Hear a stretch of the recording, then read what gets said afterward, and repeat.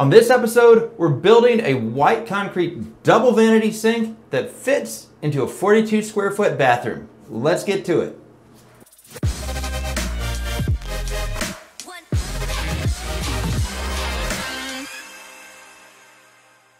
When I moved into this loft 5 years ago, I remodeled both the bathrooms and did concrete sinks for both of them. Unfortunately, all this was before I started filming for YouTube, so I don't have footage of any of it.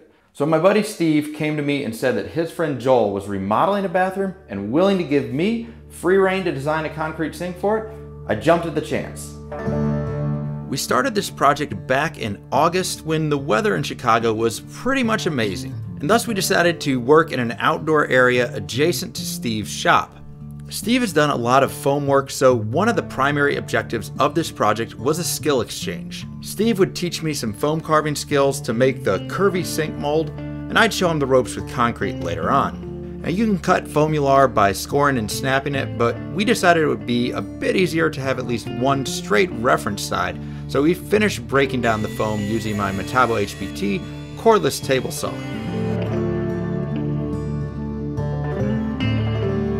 We'll be gluing 3 sheets of 2-inch foamular 250 together to give us a 6-inch foam block to carve the mold from. With the foam block glued together, we started the carving process. We first drew curve profiles for the top of the sink using an MDF template to keep the curves roughly symmetrical. We then used a pole saw and a cut saw disc on an angle grinder to carve the foam down to the lines. With the top profile cut, we drew the profile for the slope of the sink on the sides, making sure it came to a low point in the middle so the sink would drain properly.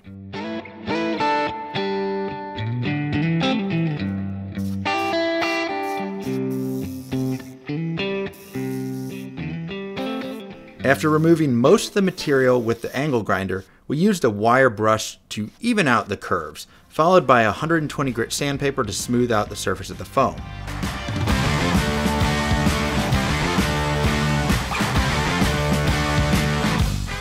Since I'd never done it before, I was a little apprehensive about freehand carving the foam, but it actually turned out to be pretty simple. The thing I found was key was just taking it slow and stopping frequently to smooth things out with the wire brush and sanding pads so you could visually assess the curve and symmetry and then repeat and adjust as necessary until you gradually get to the final shape. So we're back in my shop quickly to finish off the foam form. To do that, we're just going to use some joint compound, and this is the same stuff you use on drywall. We're going to wipe on a few layers of that, sand it off until we get a nice smooth shape that we want.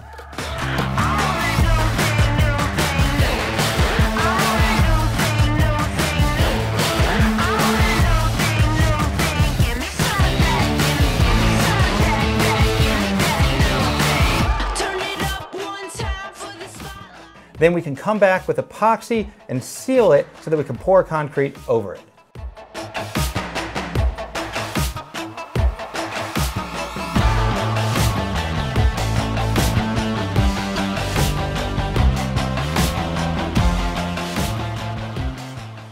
At this point, I had a number of things come up, so we hit the pause button for about 4 months. So let's fast forward now to December when I finally got around to making the melamine form. And at this point, working outside was certainly no longer an option.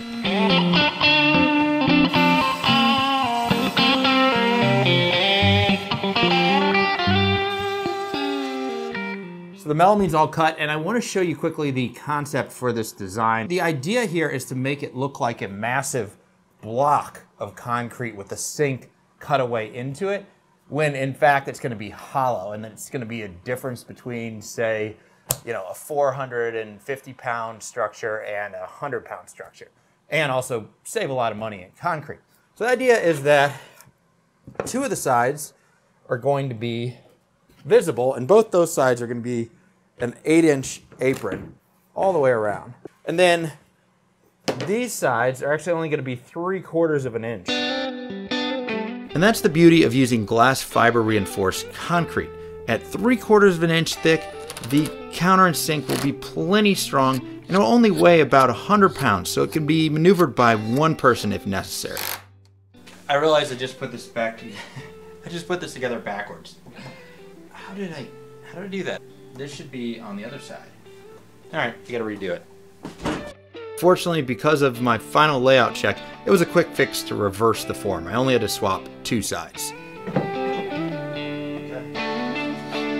No big deal. Just gotta screw it in and we'll be back on track.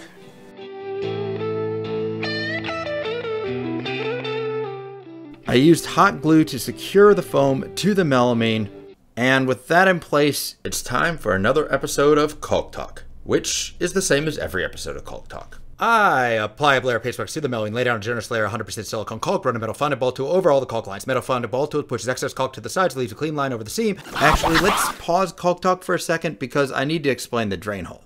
So we need to do a knockout in the form for the drain, and I just found an old pill bottle that was almost exactly the right dimensions. I just needed to wrap it a few times in some painting tape. We're gonna glue that right to the top there, and that'll make the hole that we can put the sink through. And now back to Caulk Talk. And the layer of paste wax makes it easy to peel the excess caulk away once it cures, leaving a perfect caulk line. And that's it for this episode of Caulk Talk. I learned from my concrete explosion incident in my beam bench and screwed down some 2x4 supports on the tall sides.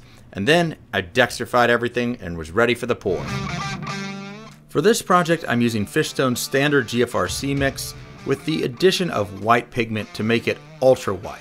I'll be spraying a thin beauty coat to get a nice clean surface right out of the form and hand packing multiple backer coats. The beauty or face coat is mixed to a pancake batter consistency, which allows it to be sprayed with a hopper gun. This is basically the same as a drywall hopper, except it's been modified with a 45-degree connector between the gun and the hopper so that you can point the gun at horizontal surfaces without spilling the concrete from the hopper.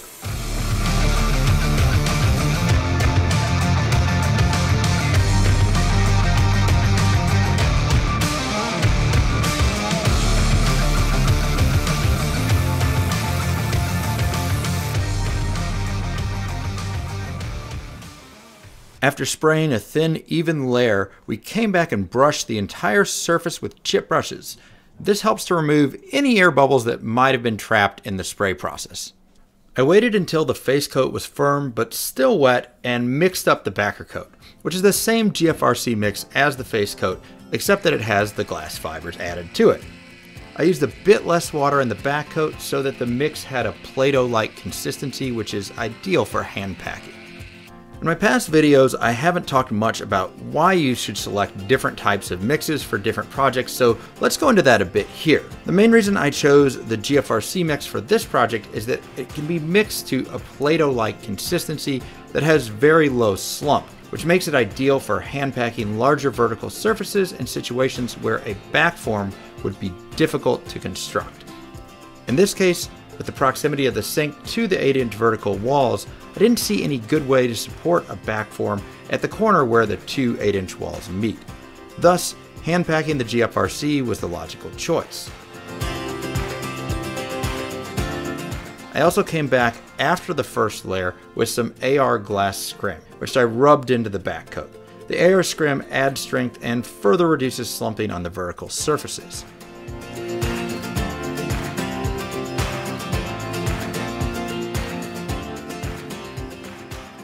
After the last coat, I covered the concrete with the plastic tarp. This holds moisture in so the concrete cures more slowly and results in an even stronger final piece. After about 10 hours, when the concrete was firm but still relatively weak, I came back to level the edges. You can wait longer, but the harder the concrete gets, the harder it is to cut and grind. I started by using a diamond cutting wheel on my angle grinder to remove the bulk of the overflow concrete. I then came back with 80 to 150 sanding pads to sand the bottom edge of the sink perfectly straight and level, using the top of the melamine form as a guide. After 24 hours, it was time to demold and reveal the sink, or as I call it, Concrete Christmas. As I removed the form, I used diamond hand sanding pads to knock down the sharp edges.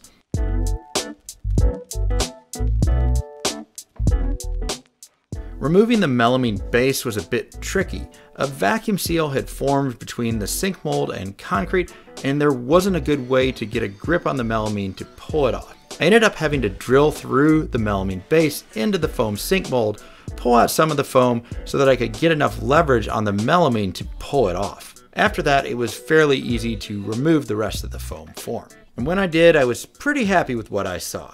There was some face coat tearaway on the bottom of the verticals, which were at the top of the form during casting.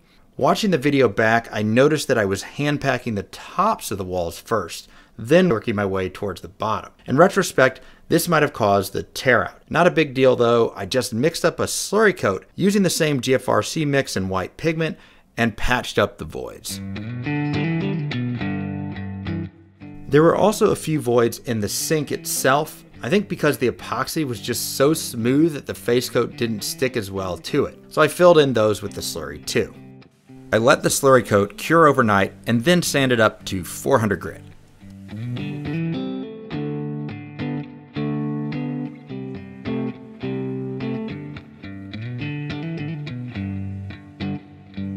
I then came back and applied an acrylic sealer to the sink.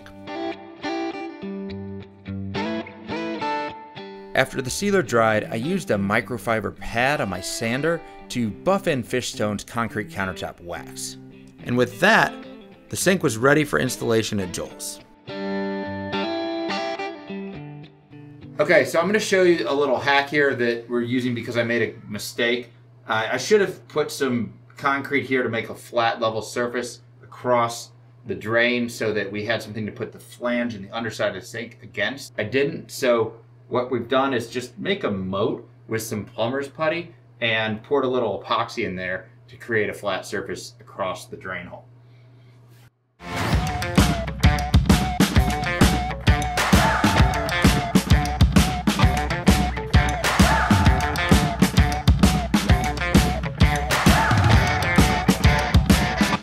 So I gotta get this place cleaned up for the beauty shots, and I'm gonna use the best cleaning products that I know of from this video sponsor, SPRAYWAY. SPRAYWAY is a US company that's been around since 1947.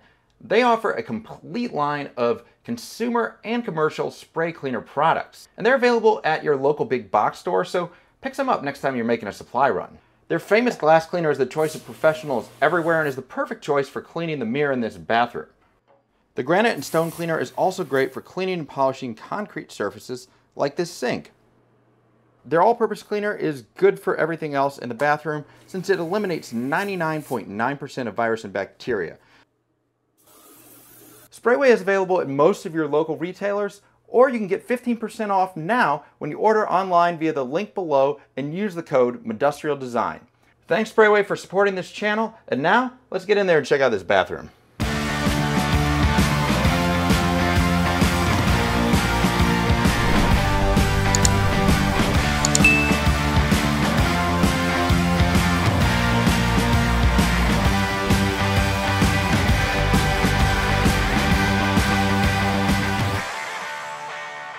We're done here, and I am super happy how this whole thing came out. If you dug it too, make sure to subscribe and bell and smash that like button. A couple other details. You got the in-wall faucets here, and I didn't go into those, but I will be doing more bathroom renovations this year, and I'll probably do some stuff on that. We did a quick just trim here underneath it. Joel's gonna come back and finish those later.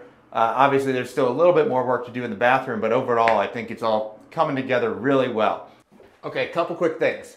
One, if you dig this bathroom, it's around me here. I'm moving soon, got a couple more bathroom renovations, full top to bottom, concrete sinks. Those are in the works, so stay tuned. Second, for those of you that have already supported me over on Patreon, thank you, thank you, thank you. It means so much to me. For those of you that have not supported me yet, but would like to, there's a link to the Patreon in the description below. No pressure, of course, and I'm appreciative to all of you out there, regardless, just for being along and watching. That's it for this time, and I'll see you next time.